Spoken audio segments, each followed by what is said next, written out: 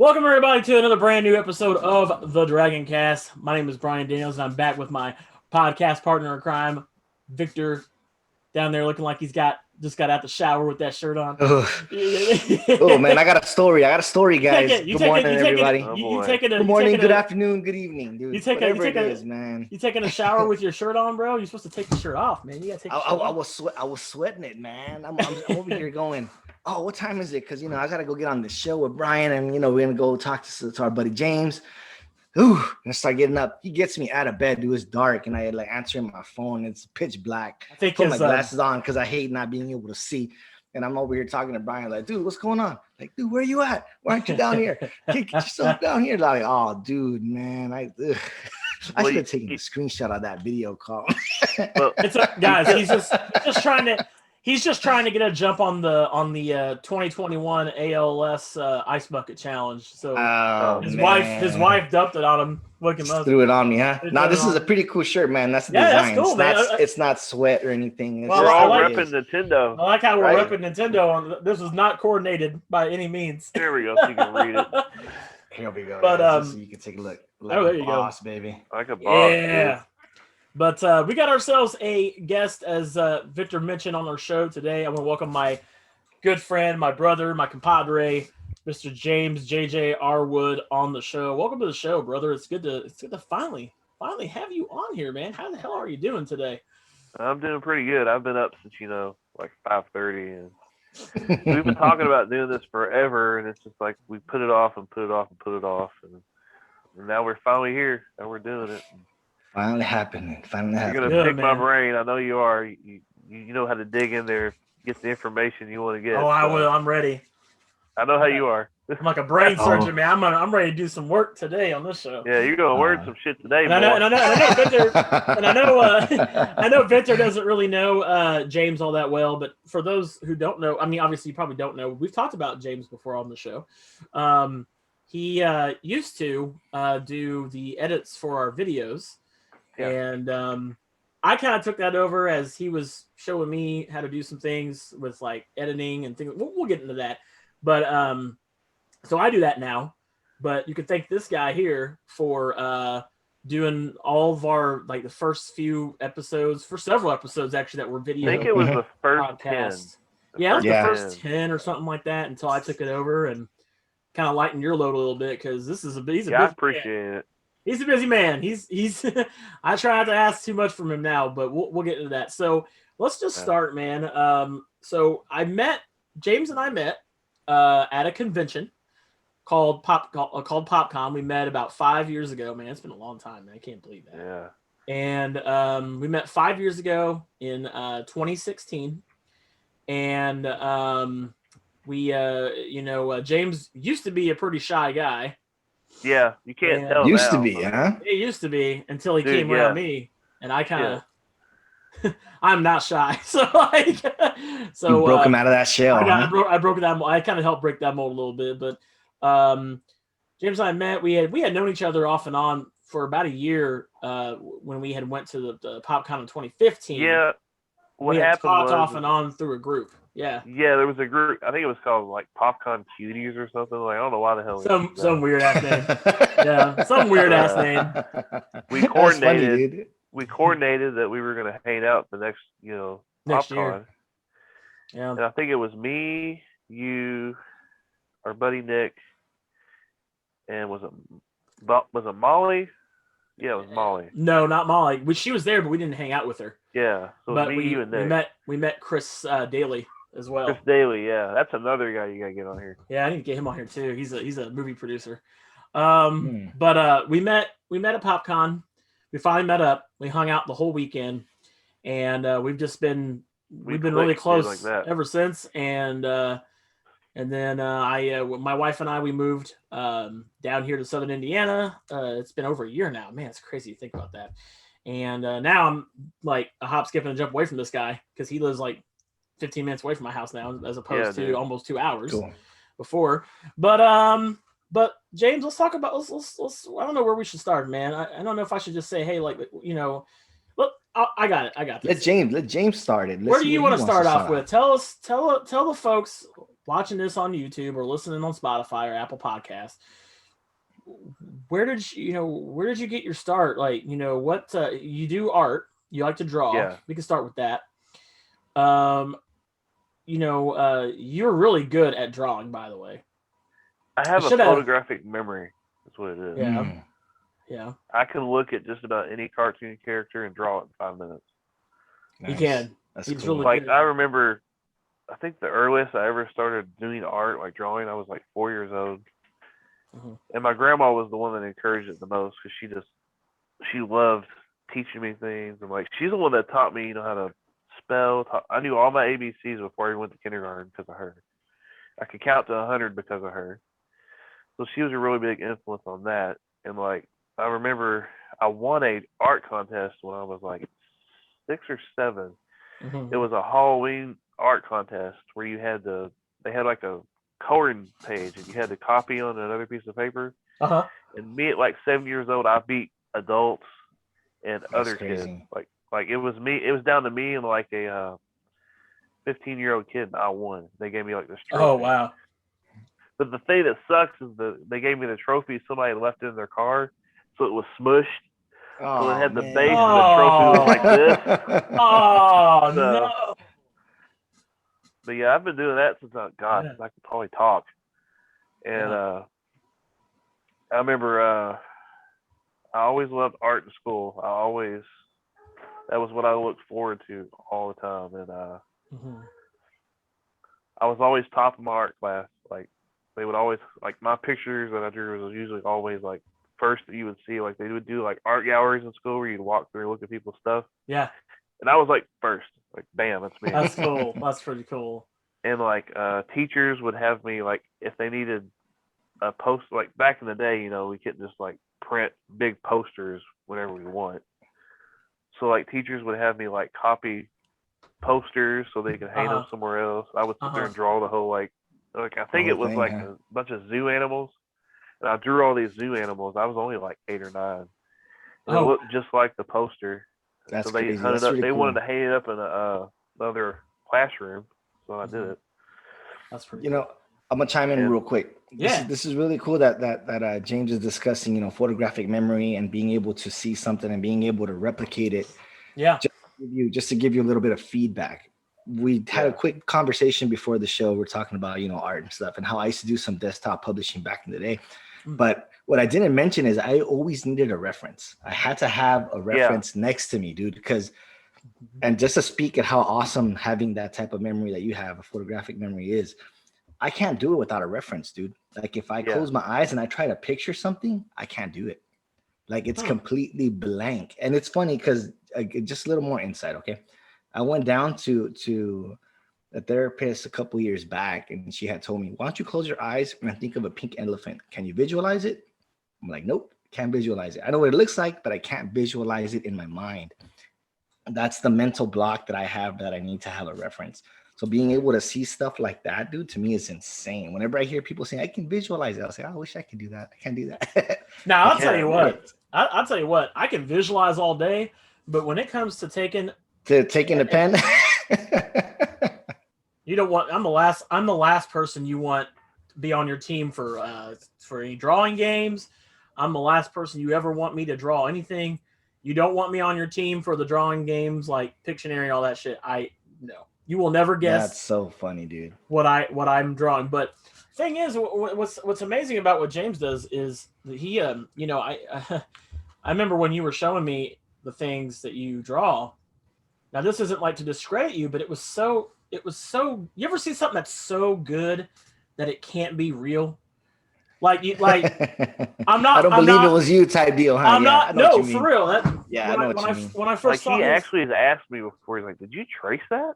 Yeah, I have. Do this, right? I have. Yeah, and it's not to discredit you by any means, James. It's just that. Yeah. It's just that amazing. I don't have many friends that are really good at drawing, or any that I've really hung out with or spent time with in person. Yeah. But like you were showing me all these things. I'm like, man, did you like color that? No offense, but like it seemed too good to be true. And then I saw you do it one day, and I was like, Yeah. no, that's like amazing. That I could never do that, like ever do that. Nah, Yeah, that's a skill, dude. That's a skill. He's walked into my house sometimes because like I draw all our holiday decorations, like Yeah, Halloween, he does, Christmas. man. He walked in my house one day and I had all my Halloween decorations up. He goes, "Oh, where'd you go buy those at?" And I said, "I drew them." He's like, Yeah, "What?" yeah, I did. I was like, "Yeah, I that's drew cool, every man. single one of I'm these." like, dude, those Yeah. are dope. Where'd you get them from? Like Party City? He goes, nah, I drew them myself. I was like, what the hell? Yeah. Like that just it blew me away. Like how good like you are. I don't. Some stuff I'll go and buy. Like I'll go buy like retro decorations from my childhood. Like I got a bunch that I got at like the local like Caulfields. You know Caulfields. Yeah, I know Caulfields. I bought like they're like the 1950s, 60s Halloween decorations. I collect stuff like that. Like yeah, he collects. I've drawn those before. I can draw those, but yeah, that's so cool, man.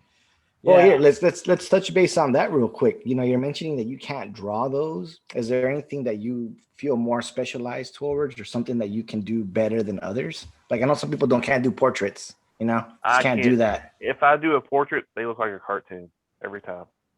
I can't. So are they more like a caricature? Could you do like a caricature or somebody? I could probably do a caricature. I haven't ever ventured into that area, but I could probably do it. Yeah. Yeah, I can't do realistic. Everything looks cartoony. Everything. Yeah. I've seen people that same traits. Like it's just that's a skill, a whole different skill to do something portrait. Yeah. I was never a big fan into like shading and all that shit. Like I just want to draw it, color it. There it is. Yeah. Gotcha.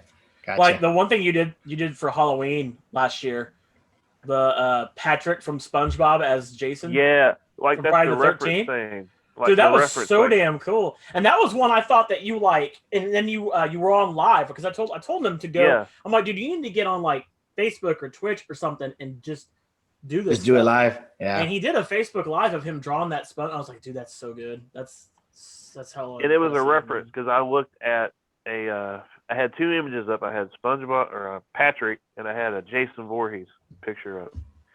And so I drew Patrick out, like I did the outline, and then I threw on Jason's clothes, and the mask, and then there you go. It was really cool. That's cool.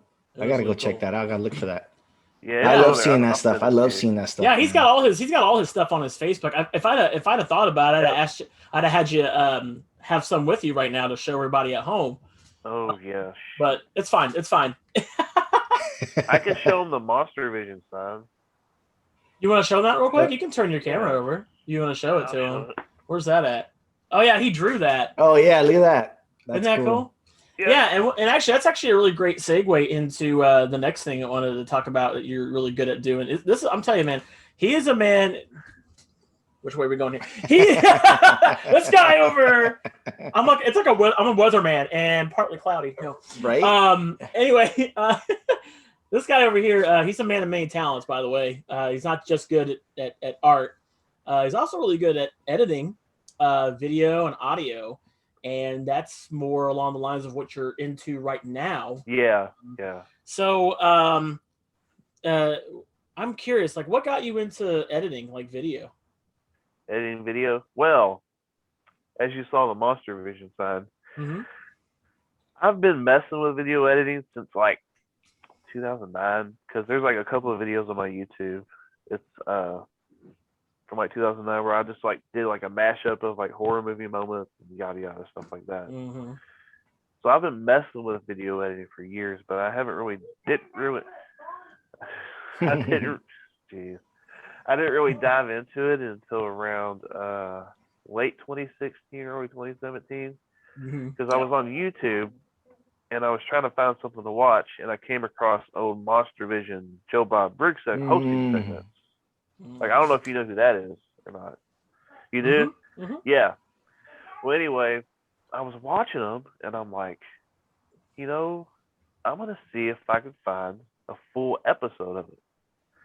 And I did. I went on, like, I won't say the site because we don't want to promote, illegal streaming of anything. But anyway, I found some, and I got my hands on them, and the quality was just horrible. Like, the hosting segments were okay, but when you get into the movie, it was all VHS, screeny quality. Audio was all like the crap. tracking and all that shit at the bottom. It was just horrible. Yeah. So I was like, Yeah. all right, here's what we're gonna do. I said, I got online, I downloaded me a video editor. Again, not gonna say where or how or what. And I downloaded a movie. Like I didn't download it. I had a movie and I ripped the movie to my computer. I can't remember what the first one was. I'm trying to think. What was it? I think it was Halloween 2. I believe it was Halloween 2 or Halloween. It's a great flick. 3. One of those. Well, anyway, I ripped it to my computer, and I was using Virtua Dub at first. And I don't know if you've ever heard of Virtua Dub. It's horrible. If you try to sync the videos up, the audio goes to crap. It's all out of sync. It just doesn't work. So after trying to do that for a while, I got another program, and I was sitting there. And what I would do is I would watch the segment, because as you're aware, when he talks about it, he'll go over what was in the previous video. So I kind of use that as my script. I would put the segment in the video editor. I would drop the movie into the next slot in the video editor, like the storyboard. I would watch the segment, clip out where it goes to commercial. I would hop over to the movie. I would watch the movie. No, I would hop over to the movie, and then I would clip another segment of the hosting segments and drop it to the next end. I would go to the hosting segment for the next break, coming back from the next break, and listen to what he says happened previously. And then I would pull up the movie and I would edit it according to what he said happened. So it's like, it takes a couple hours. It's yeah, not it sounds easy. like a lot of trial and error. Huh? Yeah. But yeah, I actually clipped it all together, and I wasn't doing transitions or anything yet, so it was kind of choppy. Like it would just cut. But I put it together and I showed it to, I think it was my mom or my brother. They said, "This is really good. Did you do this?" And I was like, "Yeah." He's like, "You need to keep at it." So I got a little obsessed. I started doing. I did 1, I did 5, I did 10, I did 15. He says, yeah, nice. And I have like 30 like 30 freaking episodes. Yeah. That's the story of anybody that's learned a new skill, man. It's like getting obsessed like, over it, man. Once you figure it out, you're like, oh hell yeah, I can do this. Let's get to it, man. Oh yeah. Bring on the next. Oh yeah. But that's how people learn, though. That's how people get better at things, and that's a great starting point. If for like, a year, it was just with me. Like I kept it to me and just everybody around me that knew me. Well, then it was announced that Joe Bob was coming back. He was coming back to Shudder. So I was like, okay. So I started joining a few of the Facebook groups and everything like that, and met a couple guys. We're not friends anymore, unfortunately, but they did help me out getting a large chunk. Because I'll tell you right now, I think the last count I have of Monster Vision, Drive-In Theater, and like his straight to DVD VHS series, I have over like 350 edits that I did and with help. That's cool. Yeah, that's I have a stack. That's I have a stack dedication, of man. That's I have a work. freaking stack of like DVDRs like this freaking maybe like this tall. Yeah. Of stuff that I've edited and others have edited. The cool part was too is he would send this stuff to me. Like James would say, "Oh, dude, I just did an edit of this." Now, granted, I didn't have time to watch like a whole thing, but I would watch enough to like see the. I could tell that there was passion in there, putting these edits together. And quite frankly, I mean, it was as if this had came straight from the TNT. company and TNT or whomever, because it was so. And I could see that you were getting better with the transition to fading into the next all scene self-taught and all that. And that's the thing too I wanted to kind of talk about today too, since we're all pretty self-taught on the things we do, whether it's podcasting, whether it's doing this show.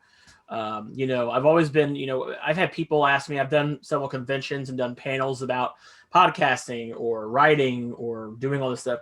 And people think that I have a college degree. I'm like, well, I mean, I got my degree from YouTube. I didn't get my degree from people. I didn't get my degree from all the time. They're like, would you go to school for this? Yeah, I didn't go to video editing school. There's no podcast school. I mean, there is. It's broadcast. It's broadcasting journalism if you want the actual degree. But I've been a big believer in. I'm a big believer in, and especially as time goes on, and we have better technology and the means, you know, I don't believe that you have to go to college for everything in life. Now, I mean, if you're going to be a doctor, I hope to God you didn't learn from being on YouTube. Hope you didn't pick that up at YouTube. But, Right?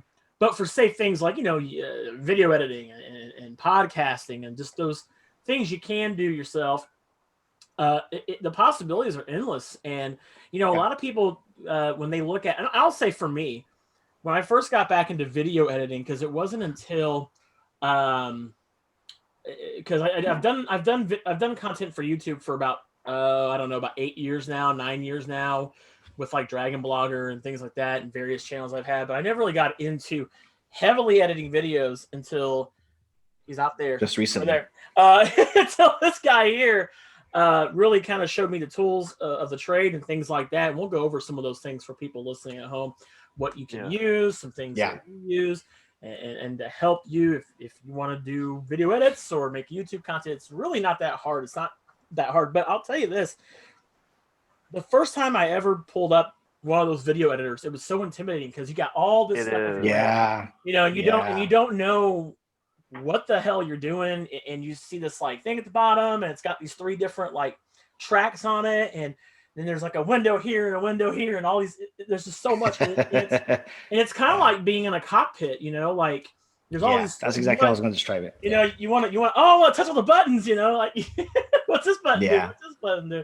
But no, to touch base on the schooling, man, that's exactly what it is. It's you know, you need schooling for a lot of things.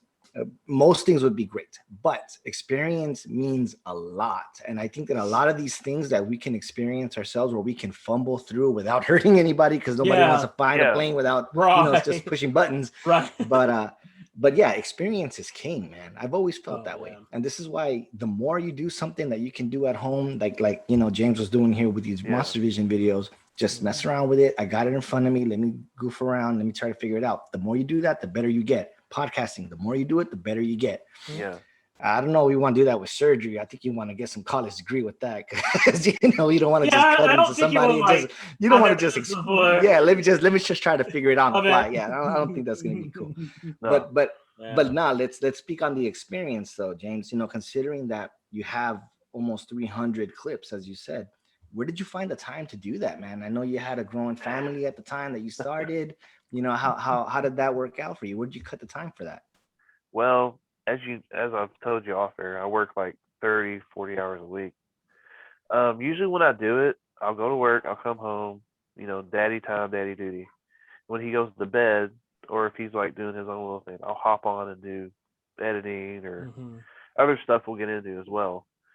So I find moments of chunks of time where I have just nothing going on, and I just fill it with creativity. That's just what I do. I tackle different things. Yeah, and you know, that's a good thing too, because a lot of people, you know, I know there's a lot of people out there who are maybe some people are lost and they don't know what to do with their time. So then they end up using that time for the wrong things, right? Yeah. And you know, they always say, I don't care what religion you believe in, but there's a saying that my grandma used to say all the time. It's idle hands are the devil's playground, right? You ever heard that phrase? Idle hands are the devil's playground. And I feel that a person that stays busy doing good things and creating good things, you know, you gain that experience and you gain that you get better, and it's a skill. It's always good to have a trade or a skill of some kind. So I mean, especially now with we've mentioned this before. It's not going to be a mystery with the pandemic. You know, we're all at home and there's really nothing fun to do much anymore, and we're getting better. I'm being optimistic, but I mean, the thing is that you know, this has been the primary. There's not a better time than the last year and a couple months to do the thing, to accomplish the things, or pick up a skill. And you know, I know I'm not going to sit here and say, "Oh, this pandemic was a good thing." It's not a good thing, but if we can take something good out of it, right? I would have to say it's seeing the creativity of people come out, and a lot of people have blossomed over time with the time they now have that they did not have before, being so busy and stuff like that. So I mean, you know, I would imagine for you, James, that's been the case too. I mean, pandemic, and you're not really going to be, especially with kids, you're not going to be taking your kids everywhere. Too, so you're not going to take your children everywhere, and get them Yeah, exposed to stuff. So why not do it at home? A lot of us had to work. I shouldn't say work. A lot of us had to pick up a skill out of necessity too, man. Because a lot of us. Let me rephrase. There was a lot of people out there that ended up losing their job or had their time cut, so they had to pick up a skill just to make ends meet. Others that had the luxury of time now that you're working from home, or your employment managed to figure something out where you don't have to go in all the time. Though that's free time that picked up. Just out of my personal experience, I work from home now for the most part, and the only thing that's really granted me was being able to spend time with my family now. I used to get up at 4 a.m. in the morning, go to work. I'd be back by 7 p.m. I had about 2-3 hours to hang out with the kids and then rinse and repeat, Now it's throughout the day. Oh, Dad, let's do this. All right, let me finish up this task and let's go out there and let's go take care of business. We'll play ball. We'll go do this. We'll go do that. So I think that another silver lining out of all of this is that the family bonds have gone just a little bit closer, your inner family, because now you're actually hanging out with them. Yeah. So that's something that I thought was great. And in the downtime, we're picking up podcasting, we're picking up YouTubing, we're picking up streaming. We're trying to pick up, just like James says, you find those chunks of time in between being a parent to learn something, pick something up, try to improve upon yourself. And I think that's pretty much the only silver lining in this whole pandemic thing, is that you're improving upon yourself or improving upon your family ties, because being stuck at home and you're seeing your family 24/7, you got to make sure you're all good, because you're gonna drive each other crazy. You gotta have time for yourself, and to have time for yourself, you gotta find things to do with yourself. So here we are. There we go. Yep, there it is. And it's given, I would say, all of us time to focus on the things that we said, well, if I only had time to do this. Exactly. And now it's like, well, you can't say that now. I got it all the time. All the time now to do those things. Yeah. So, I mean, this man has his fingers in many pots. Oh, you talking about yourself or me? Talking about you. Oh, because you were pointing. You did the weatherman thing. Just do this, guys. Just do this. Just do this. And then you're about to get everybody. I know. No, it's been good for me in a way, because now I have a dedicated space. I know it's doesn't look so great right now, but I've been working on this office we have in here. You guys watching this show remember I used to do it from my kitchen. Refrigerator. We ain't in the kitchen no more. But it's been nice to have it's been really great because my wife works from home. And so, when I'm sitting here editing, I'll be editing this video later today, and editing the audio for the audio version, or she'll be at work and she'll be sitting right next to me. So it's been really nice to have come in here and have my wife next to me and be able to work on projects for YouTube and etc. while she's sitting here next to me. It's just been nice, man. It's just been really good to do that, because normally if we didn't have a pandemic, she'd be at the office and I'd be here by myself, which I don't mind my alone time, but you know what I mean. It's nice to have that. Yeah. So it builds a stronger bond, dude. It's cool. Yeah. Yeah. And it's funny that you mentioned your wife sitting next to you, because my wife's sitting next to me while I work. This is the machine that I'm working on. So I'm over here tapping away, work. My wife sits right there. She sits right there, yeah. So she sits. Isn't it cool to have that? Cool. It is really cool. Let me cool. add some spice to it though. So she's on there on Instagram or whatever. She's flipping through her phone, right? So she finds something funny, starts laughing. So she starts poking me. So I turn around. No. Dude, me too, bro. Dude, that happens to me check all out this pig. Time. Yeah. God. But I love it, man. That's something I did not have working at another location. So I wouldn't give that up, man. That's no, amazing. not at all. Not at all. So, but yeah, back that to happens. Editing. Yeah. Let me ask you something. Let me ask you a question, James, before you go to that. We'll talk about editing. This is going to be an editing question. So we were saying, what tools do you use for editing videos? That's that you think work the best, or when it comes to avoid maybe ones to avoid maybe that are not so good. you've used, what works best for you when editing. AVS Video Editor. AVS Video. It's pretty damn good. It's kind of like a dialed down version. It's like Adobe Premiere Pro for dummies, basically. Okay. It gives you the basic stuff you need, like storyboards and transitions and other things like that you would need just to do basic editing. And it's pretty easy to learn. You just gotta get in there, you gotta mess with it. And I learned it in like 3 days. Like I mastered it pretty much in 3 days. And it's probably the best entry level one to mess with if you can get your hands on it. It just starts small. Make mashups of movies and stuff like that, just for yourself. Because obviously we know how YouTube is. You can't just throw it on there. Yeah. Because they'll cut you off. But just mess with it. Just do stuff for yourself. Get comfortable, and then you can start venturing into like more difficult things. And when you get used to AVS, you can graduate to Adobe Premiere Pro. But I'll tell you this: you need to YouTube it, because Adobe Premiere Pro is really intimidating. But it's what they use in Hollywood. Yeah, it's very intimidating. That's their thing. They use Adobe Premiere Pro. So if you want to get Hollywood quality editing done, you got to learn how to use that. But I don't even really use it that much. The only thing I use it for is like when I'm doing the Joe Bob segments. As you remember, when a movie ended, he would pop up and talk about what's coming up next. Yeah. So what I'll do is I'll drop that in and I'll crop the video to where it's just him talking, and I'll cut out the movie that's being displayed. Yeah, I know. Isn't this wild? Yeah.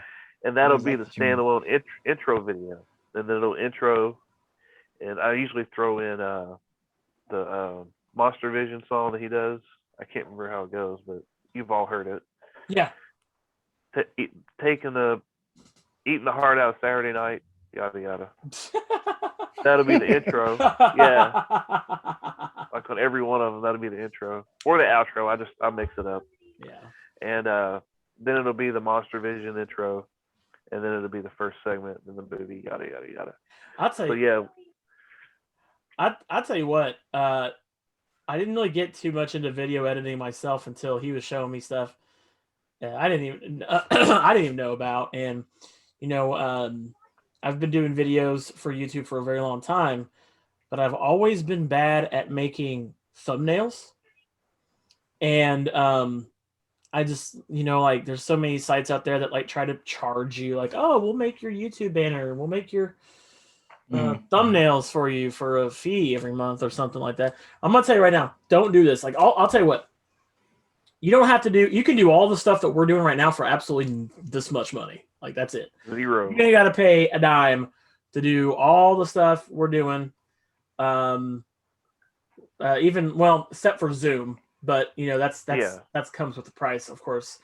But you don't even have to do Zoom for a price, because if you're doing a 30 minute less or 30 minutes or less show, it's free. So there's that. But other than that, it is there's some really great tools that James showed me for making thumbnail, like PieZap, for instance, is a great one. PieZap is great. That's it's a browser. It's an in-browser app. It's like a Photoshop. It's like Photoshop for free, and it's in your browser, and you can like log in with Facebook or create your own account or anything like that. And it's so I pay for mine. You get premium. It's so easy. And then another one is Remove BG, which is really good. That is a godsend. That is, oh my God, you're right. He is not. It does lying. it all for you. You drop a picture in with a background, and 9 times out of 10 it cuts out everything but what you need. But what you need, it really does. And it makes things and you can fine tune in. You can go fine tune and restore and erase too. And then another one is what's the font website that you use, James? The font, DaFont. DaFont? Oh yeah, DaFont. Yeah. Yeah, so what's cool about DaFont is that they have like fonts for everything, like Brady Bunch, the Brady Bunch everything. Font. They got Halo, Mass Effect on there, which is really cool. But I mean, there's really a lot of great. If you don't want to have to pay money, and you don't have to pay money, no, only there if you are want ways. to. There are ways. Now, if you want to pay money and you've got the money to throw at it, by all means, By all means, yeah. Go I get pay yourself- for Pizap Premium. I just do it because I use it so much. I was like, yeah, I might as well just credit. I give them money because they help me out so much. Right. But I mean, you really don't need a lot. You don't have to spend a lot of money to get your creativity Juices flowing. Yeah. You know, which is amazing. So we were talking about podcasting. That's gonna lead us into one other thing you're getting yourself into Shit. recently is he said, "Oh shit." Well, before we get into that, I wanted to finish up on the editing because because of the Joe Bob thing. Yeah, we need to talk about the Joe Bob. We gotta talk about. Let's see. Joe Bob. You don't need them. Yeah, you don't want to cut this out. Oh yeah, we ain't cutting. You know where I'm going. I know where you're going with this. So anyway, Joe Bob's on Twitter. We're all on Twitter. Everybody's on Twitter. Yeah. So I tweet at him one day, out of the blue. I don't expect a response. I say, "Hey man, I've been doing a lot of editing of your old Monster Visions hosting segments and putting them into videos and making video edits of it." So he messaged me, immediately messaged me back and goes, "What do you mean hosting segments and video segments?" So I explained it all to him and everything. So we chat for a little bit about different things, and he says, "Hey, I have a convention coming up soon." I think it was at where was it at? You remember? Scarefest. It's like, oh yeah, we're gonna go to that. We're actually going to that. I was like, listen, I'm gonna do something. I'm gonna bring you a stack of DVDs of my edits. Yep. And he goes, oh man, I can't wait to see that. Yeah. Like it's actually it could be his agent, whatever, but he sees them too. They take away the information. He sees them. Oh yeah. So anyway, I get like 5 DVDs and it's got like 2 episodes each on it or something. So we go to Scarefest, and me and Brian walk up to him, we're talking to him, and I go, hey, look, I have you something. When I sit him on the counter, he looks and he goes, oh, that's what that is. I'm like, yeah. I was like, yeah, this is where I made those video edits. And I start telling him what I got, and I'm like, I got where you did like local access TV, and I'm showing him, and he goes, oh my God. Yeah, that was pretty cool because here's the thing, like I had forgot all about Joe Bob, because that was the 90s. That was long, yeah, that was a long time ago. And he was on USA, right? Or no TNT. USA is up all night. I forgot, but yeah, he was on TNT, and I remember watching him when I was younger, and I'm also really into horror movies. James is like way into horror movies. Oh, I got thousands. Anybody I've ever known. But he was telling me, he was like, you remember Joe Bob Briggs? I'm like, man, that name sounds so familiar. Then he started showing me stuff, and I was like, oh, that dude that did Monster. That guy. I was like, yeah, that's cool. And so then it was really cool because I've talked to Joe Bob on Twitter before. Yeah. Like we've had conversations. I mean, it could be his agent. I don't care. I'm saying it's him because it came from his Twitter. But we've talked before, and it was really cool to meet him in person and to see his reaction to when I gave him that. Like, he was like, he's like, oh, his eyes lit up. He was like, whoa, like he thought it was pretty cool. And like, oh my God, I'm gonna check these out later. And actually, it's kind of funny because Joe Bob ties into our podcast because we had Jeremy King from Scare Package, and that was premiered on the last drive-in, which was pretty cool. And we talked all about Joe Bob, and we had Jeremy King on. He was dressed up like Joe Bob. It was pretty funny. Yeah, that was pretty cool. Yeah. So like he had the bolo and everything. It was kind of cool. But I mean, that was pretty cool to get to meet him. And I'm sure for you, I know you would, you were like, oh my God. My God. Like, and I associate him with my dad. I associate him with my dad because every Saturday night we would make sure we were home to see Monster Vision, and then we watched Mystery Science Theater after that. But Joe Bob, man, I sat there. I said, man, you mean so much to me because when I was a kid, every Saturday me and my dad would sit down and watch Monster Vision and it's like the one I remember the most is we rushed home. We got right at home, right time for the end of Bram Stoker's Dracula. So we got to see the last hosting segment where he goes off the air. Yeah, cool. He's a great guy. He's tall. He's like he's really tall. He's like 6'5"? He stood up, and I was like, "Whoa, what?" Yeah. He took a couple pictures with us. That was pretty cool too. Yeah, he did. And, yeah, those are on. actually, yeah. I'll tell you all off air. You know what I'm talking about? How they got a hold of me about something. Oh yeah, I'll tell you off air. I'll tell you off air because I don't know if that's supposed to be out there. But, yeah, but but yeah, another thing about James is before we get to the main podcasting. The podcasting. This guy, he's been my buddy going to all these conventions with me too. We'll talk about that. So we went to 18 conventions. Was it? So him and I went. No, I went 18. It was like 14. We went, man. Dude, that's still up there, man.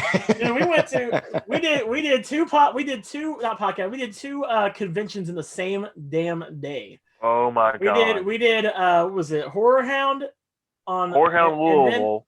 No, not Louisville. No. We did Horror Hound Indianapolis, and then we left that day to go to Chicago. What the freaking Chicago? And then we came back. We went to 2 cons in one day. It was absolutely insane. Like that was exhausting. But yeah, James has been going with me to conventions because that's how we met. And I was his videographer, photographer for a while. He's always taking photos for me and film and stuff, or whenever I'm interviewing somebody. And this man has had the pleasure of meeting a lot of cool people. I got to ask you something. I don't think I've ever asked you this before, ever. Who was the coolest person? Who was the person that we met that you was like? It was the coolest person you've ever met. Like out of all the celebrities that you and I have met over the years, which one was like either meant the most to you or Robert Englund? Yeah, we met Freddy Krueger. That was pretty damn. That was pretty cool. Remember what he did when he wanted to like get a wet wipe? Yeah, you get a lady a kiss on the. Yeah, I'll tell you that story. He wanted a wet wipe because he was signed up somebody's like really limited edition poster, and he smeared it.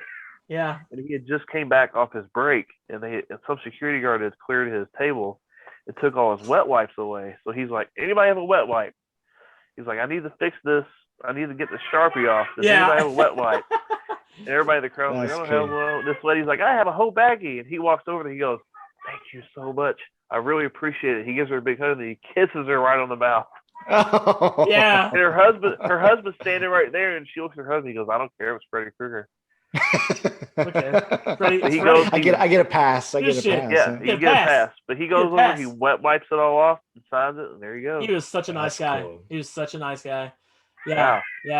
James is big into horror, man. Like he's like we've had some really good conversations. We've gone to quite a few horror cons.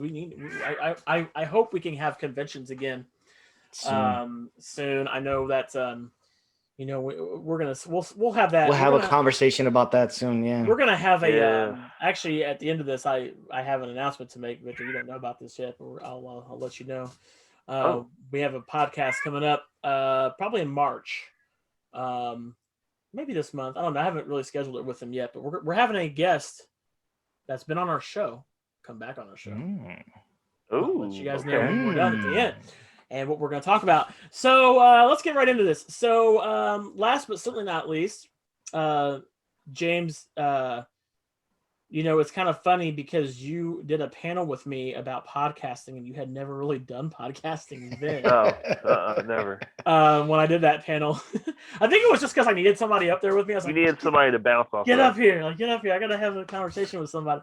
And, but now you are a producer, content creator, editor of a podcast. Now you're on the show from time to time, but you're not like I might be going forward, but I don't know. We'll see. Who knows? But tell everybody about the show that you do, and let's get into this. Let's hear conversation. All right.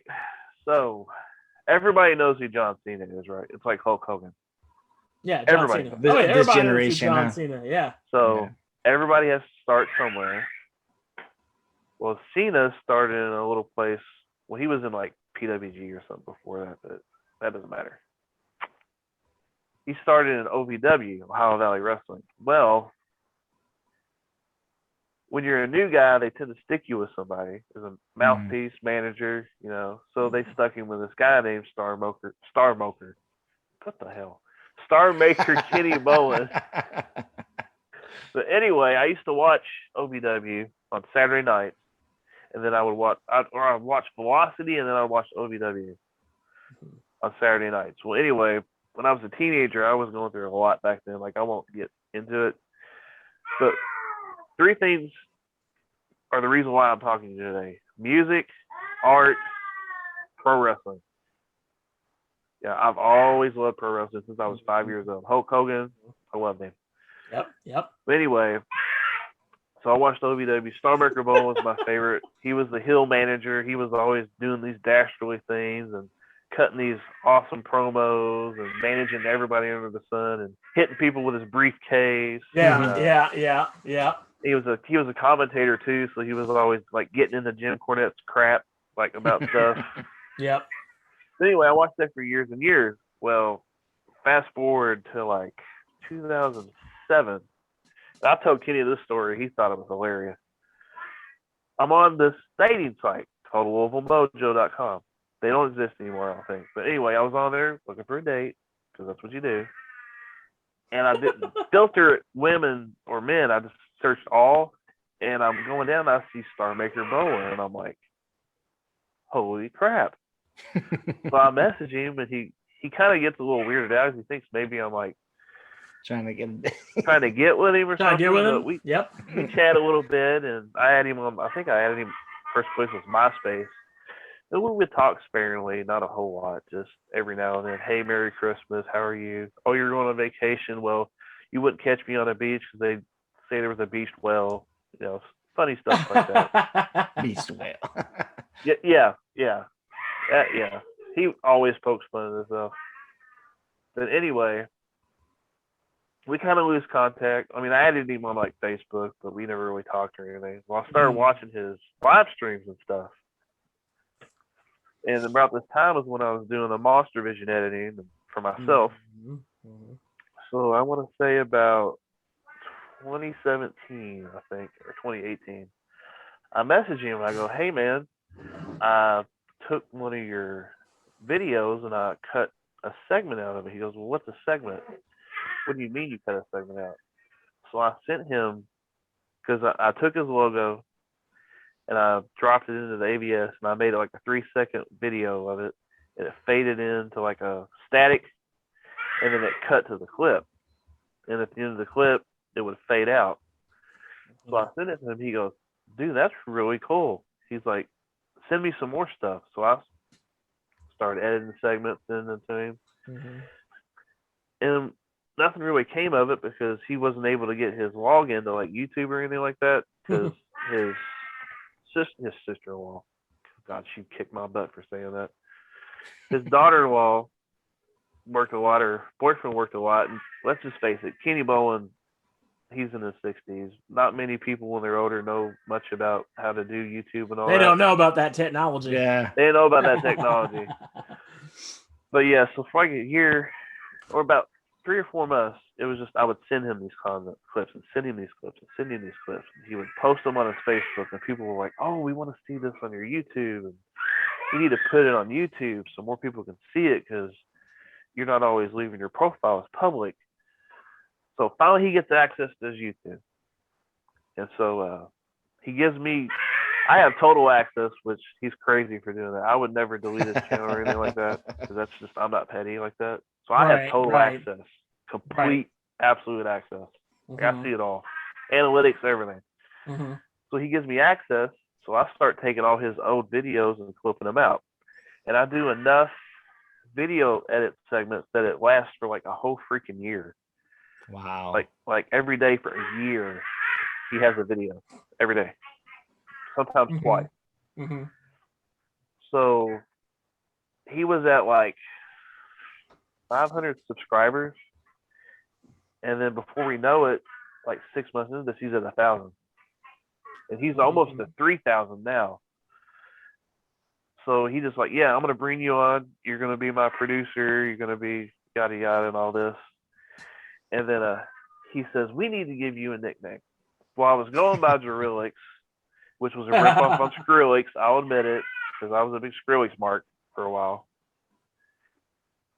So he's like, we need to give you another name because I keep calling you Jurelix or Jyrelix or whatever. And I was like, well, come up with something. He goes, all right. I was just reading the Spider-Man comic book today, and his editor's name is J. Jonah Jameson. You're J.J. Arwen. I said, there we go. That's cool.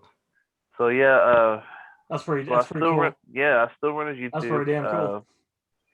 Then he wanted to venture into audio because he's had audio podcasting out before, but it's never been consistent. Kenny, he doesn't always play well with others. He'll admit that too.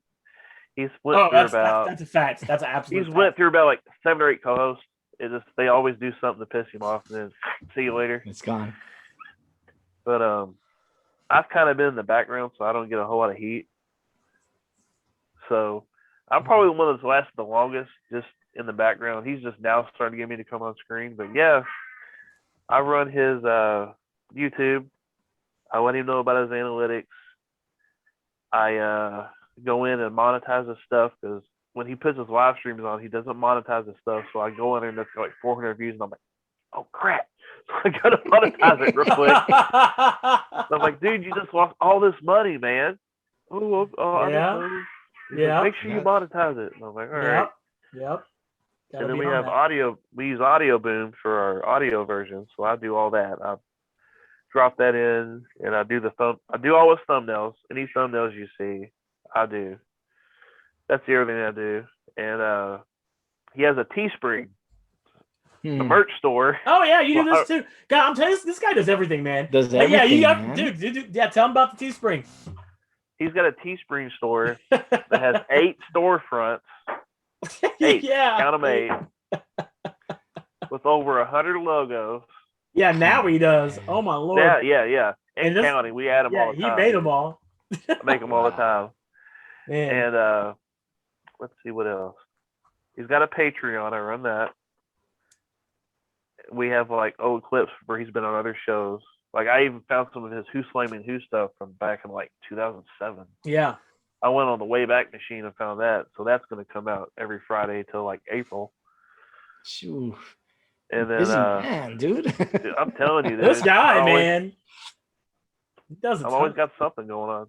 Yeah. And then we just made a subreddit the other day, Starmaker Bonus subreddit. Yeah, I saw that. I need to join that. So, yeah, man, I just do. I'm his producer, editor, director, art monkey. You know. PR. Hell, PR guy. PR, marketing. PR, yeah, PR, because I booked Conrad Thompson. I don't know if you know who Conrad Thompson is, but yeah, I booked him. He's like the #1 podcast wrestling host.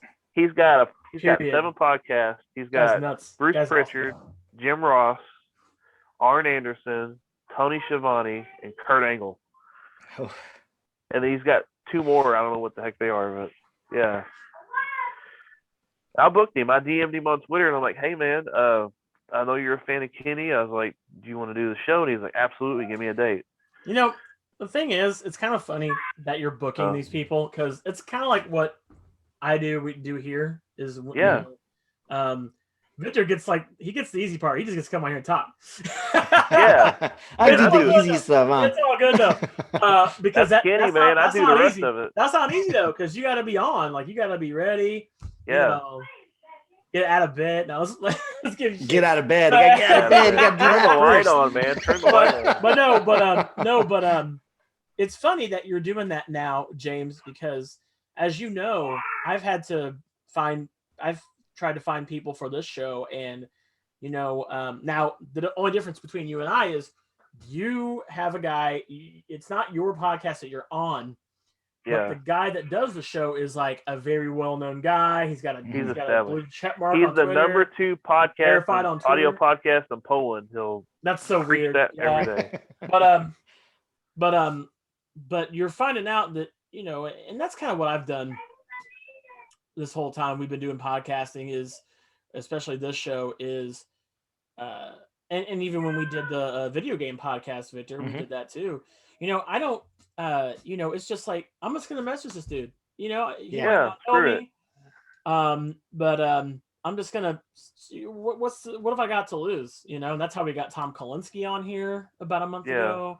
You know, the former CEO of Sega. That was so cool. Getting him on. I mean, I've been really impressed with the people that, you know, you see somebody, you're like, there's no way. There's just no way. Like I felt that way about Tom Kalinske. I was like, there's no way this guy's gonna. Well, see, what's helping us.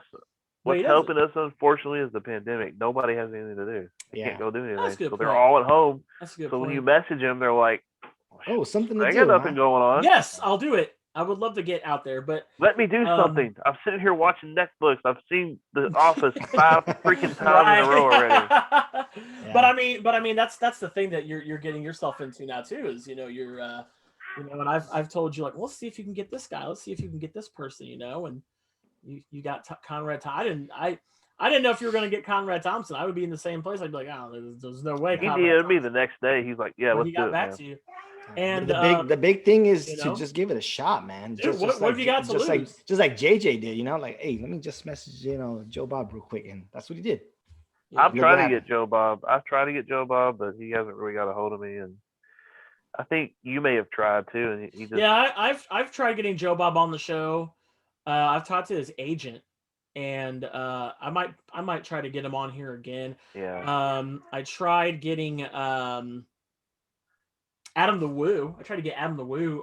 He's a YouTuber. If you don't know who he is, you should try to get Darcy. He doesn't do He said he doesn't do podcasts, which is fine. It's not for everybody. You know, a lot of people don't do them. But you know, it's pretty cool when you are kind of like, you think to yourself, well, I'm not like these big like podcast stations or news, and they want to come on your show. It's really dude. It's really cool that they want to take that time out. And speaking of that, I'll make an announcement here soon. Couple, and actually, this is breaking news. I got another literally just now. But we have another thing to talk about, James, because I'm telling you, this man, he's done so much. You don't do this anymore, and I told you the other day. I said, "Damn it, you need to do it again." You sigh all you want, but I love this shit because it's so funny, and because he did one about me. And you have to send that to Victor. I don't know if Victor's heard that one. But you had mentioned the name Gorillex, which is a complete rip from Skrillex.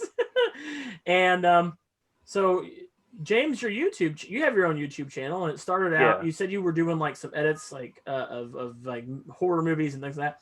Yeah. But let's talk about and tell the folks at home about your music editing that you used to do, your remixes and stuff like that. He did a lot of remixes. Yeah. Originally, it started out, I had an ex that was really good at video editing when I wasn't quite yet. Mm-hmm. So I was like, let's partner up. You know, I'll make the remixes of this music, and you do the video part. So it was kind of a collaboration. But what I do is I'll take royalty-free music, and I'll go find like Markiplier or like Jacksepticeye. And I'll pull up Audacity, I'll drop the royalty-free track in, and I'll pull up another browser in Audacity, and I'll drop in the audio from like Markiplier or Jacksepticeye. And I'll literally go in, and I'll listen to the beat of the royalty-free song. And I'll go in, I'll clip audio pieces out of the Markiplier clip. Mm-hmm. And I'll drop it into the beat. And I'm basically recomposing the song. And I couldn't tell you anything about music theory. Like, I'm the least, I can't even play guitar. Yeah. So I don't know how the hell I do this. But yeah, man, I just drop it in, and then I have a song, and then everybody freaking loves it. And he's really good at it, too. That's cool. They're hilarious, too, apparently. They are. They're freaking hilarious, dude. I made one for Joe. Dude, reminds me, I made one of Joe Bob. And he liked it. He tweeted it. He retweeted it on Twitter. Yeah. And then like some DJ retweeted it. It's like, I'm playing this at my house party tonight. And I'm like, oh. That's cool, man. Yeah, man. I gotta hear this. Yeah, you gotta go. It's not easy. Yeah, it's not easy. The reason why I don't do it anymore is because it takes anywhere, depending on the song and the mood I'm in and what I got to work with. it takes anywhere from an hour to 3 days, the most a week. Yeah. Because you're recomposing a song, because I'm not a musical guy, it kind of gives me a headache, so I have to stop. Because it's a lot of thinking and a lot of you have to listen to the same thing over and over and over. Yeah, you got to compose it all the way through so it doesn't sound stupid. It's really time consuming, and I don't have a whole lot of time. I want to ask you something. What is, of all the things you do, James, what is the one that you find yourself having a lot of obstacles to overcome to get the end result that you need or want? Music editing, remixes. Music editing? Yeah, remixes. Just because it's so hard, because I can get halfway through a song and I get lost, and I just cannot find my way through the rest. And I'm not gonna but I agree. I don't know how much you want people to cuss on here. I'm not gonna but it. Yeah. So yeah, I get that. I remember you were doing that, and I was like, well, let's see if I can do that. And I took a freaking Little Richard song, and I did something with Ric Flair. I did like a remix. Oh yeah, we do the video edits too, like that. And he does video. He did a couple video edits, and I did one. I tried doing one. He did oh man, your Jingle Bell Rocky is the funniest thing ever. He took the rock and like mixed it with Jingle Bell Rock. It's like Jingle Bell, Jingle Bell, Jingle Bell, the rock. Yeah, it's hilarious. Stuff like that. And so I was like, well, I could probably do that. And oh man, it's hard. It's so hard. And the funny part is I didn't do my edit on a computer. I did mine on my phone, bro. Yeah. Like that's even, but it was a little bit easier because you can just take something and drag it and move it around with your finger, you know? But that took me like an hour and a half. I was like, Jesus, and you do this all the time? All the time. It's time consuming, dude. That's a lot, man. But you're passionate about it, and that's a good thing. Yeah. And I really don't do it a lot anymore because we really don't put out a whole, because he does live videos every week, twice a week now. Yeah. I'll plug it. The Bowling Alley on Tuesdays, Kenny the King Live, inspired by Larry the King Live on Thursdays. Yeah. 7:05 usually for both days. Yeah. But yeah, we'll put links to his. I'll put links to his show on the bottom of the YouTube. It's difficult work. It's time-consuming work, but it's rewarding when you see. Kenny's a good friend. I had the pleasure of meeting him. He really is. He's a good dude. Like, I mean, you know, of course he played a heel, which is a bad guy in wrestling. Yeah. And you know, it's not like something you just turn off when you play that character for so long. So he'll do that. Like, we went out to dinner with him for the first time, a couple weeks ago, and he was just grilling me, dude. It was so funny. Like, oh my god. And I don't take it personal because I know it's like that's just him. Like we're friends. It's all good. But man, the guy is a great guy. He does a lot of charity work, like all the time. A lot of the money he gets from, because we get donations all the time, he has like super chats and all that, and he plugs his PayPal and stuff like that. Not only does he donate to the homeless here, because like he'll take, like, if they send him $300, he'll go buy like a buttload of McDonald's, and the McDonald's will match him. They'll match his food. Like he spends in Louisville $150 on cheeseburgers. They'll make him $150 more in cheeseburgers. And he'll just take him down to the bridges, dude, and feed them. Feed the homeless. I mean, he's for the homeless. He's paid for ice cream for kids in the Philippines. Yes. He does a lot of work for the Philippines too, which is pretty cool. And there was a lot of flooding that's happened recently. They had like 8 tsunamis or something. He's buying people like these like weather resistant tarps for their roof. He's repairing roofs. He's giving them food. I didn't know that. That's pretty cool. That is awesome. Yeah. I'm not sure. I'm sure he doesn't care, but I won't tell the amount. But he sent so many pesos the other day. It fed a family. Oh yeah, he told me about that. That was a lot. It fed the 2 parents and the 18 kids. Yeah, wow.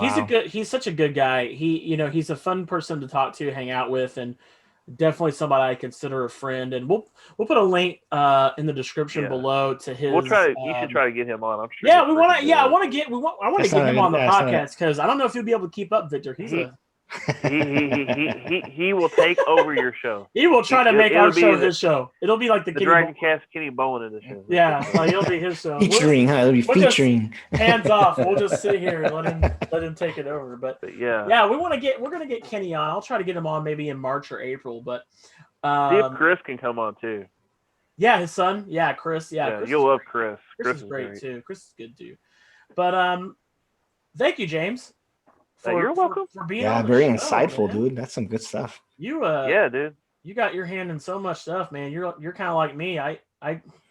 I keep dipping my hands in deeper. A busy mind is a creative mind. That's right. It's always good to stay busy. It's always good to keep yourself If you have a resting mind, that's dangerous because you're liable to get into things you don't want to get into. So. Yep. But I got some exciting news. I told you guys, kind of like the top of the hour, we were gonna have some announcements. Well, I have one announcement, and as I'm sitting here looking at my phone, I now have an even bigger announcement. So 1 week from today, because we do this, you guys are watching this on Monday. So 1 week from today, we're going to be having Daniel Pesina on the show. Ooh. Right? Yeah. Nice. And if you don't know who Daniel Pesina is, well, he's a good friend of mine. He actually was Johnny Cage in the original Mortal Kombat video game. He literally like sent me a text like, dude, can we do next week? I was like, absolutely, brother. And so we're gonna have Dan on the show. He is such a fun guy to talk to, and he's huge into martial arts, of course. But he played Johnny Cage, Scorpion, a lot of different characters. Him and his brother did when they him and his brother Carlos they played so many characters in the first Mortal Kombat game. I believe he also was in the second Mortal Kombat game. Daniel's done a number of things. Obviously, he still teaches classes in Chicago virtually, I think now still. And he actually has his own Twitch channel that I helped him start a few weeks back. And so we'll be chatting with him. Of course, you might remember Mortal Kombat kind of holds a real special place in our heart because the very first guest we had on our return episode was Paulie Niemeyer, who he did the artwork for the game. So we're going to have Daniel Pesina on the show. Looking so forward to having him on the show to talk to us all about what he's been up to, Mortal Kombat, and I'm sure he's done other video game work as well. And then the second announcement, this is the one that you don't really know about, Victor. So, hopefully we're going to have this guy on the show. I've been he's been messaging me too, but we're looking at for the first episode in the month of March. I know it's quite a ways away. Monday, March the 1st. We are looking at having a guest on the show that has been on the show before. And we're going to talk about a conversation that we said we would dedicate more time to, Victor. We're going to talk about conventions. It's 2021. It's a whole new year. And should we have conventions now? Should we have conventions in 2021? It's a different look. And joining us is going to be our buddy Tom Kroom. You remember him, Victor, from Florida down there. He's the guy who covers conventions, and he's been featured in the front page of Japanese newspapers before for covering Japanese conventions. And he is ready to talk about if we should have conventions. Nice. Again. Should we bring him back? Is it time? Should we do it? And I'm going to tell you guys something. I've already seen several cons saying that they're going to have them in July and August and all this and that. Well, I'm sure he's got some opinions on that. I know I got some opinions on that. Arrwood's opinions on that too. James already over here shaking his head like, I know. But that will be our first episode in the month of March. So stay tuned. Be on the lookout for that. I'm so excited to get into that. Right. That's going to be a conversation. Yeah. That's going to be a nice conversation to have. So we already got some guests lined up. Now, I'll tell you this. If you want to be a guest on the Dragoncast, if you're listening in, you're like, hey, I want to be on the show. I want to talk about what I do. We would love to have you on the show. You can reach out to us on Twitter @_Dragoncast. You can also find us on Facebook as well. Search for us on there. Or if you want, and you're watching us on YouTube, leave a comment in the comment section below. One of us will gladly get back to you. And we would love to have you. Yeah, I mean, we're gonna hire JJ as our PR guy. Yeah, I mean, he doesn't. He needs. He doesn't have enough. He doesn't have enough. He needs more work, so he'll be our producer now. So I sleep. I have a couple hours. I actually sleep. We can fill those up. Sleep? What's sleep? You don't need to sleep. Right? Sleep is for the weak. Anyway, so sleep when I'm dead. Just think we were dead. But yeah, we got some exciting shows coming up, and I'm looking forward to that. And I'm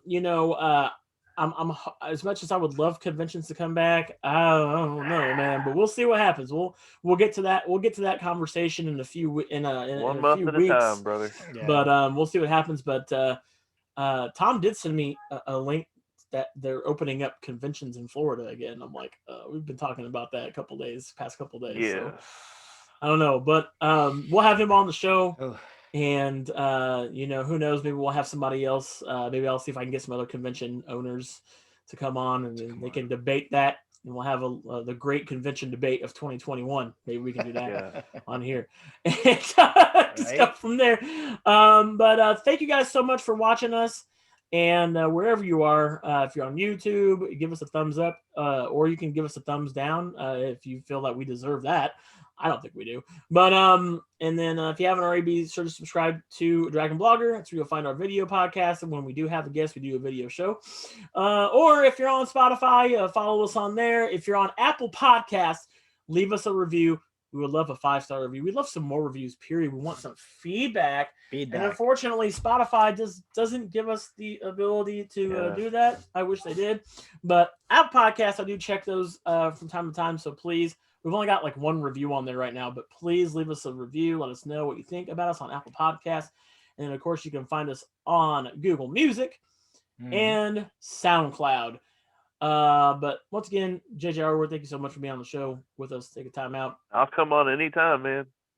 Oh, well, you heard got that. all the time in the world to jump on our show, man. Yeah, man. You got plenty of time. Yeah, I want a third co-host one day. I'll hop on here. Oh, you better watch out. You better watch out. Now, and Victor, thank you as well for joining us. For waking up. Thank you for waking up. All right. Well, we'll Folgers see you guys. in your cup. Right. But thank you guys so much for listening to us. Until next time. All right, guys. Later. Later. Yeah.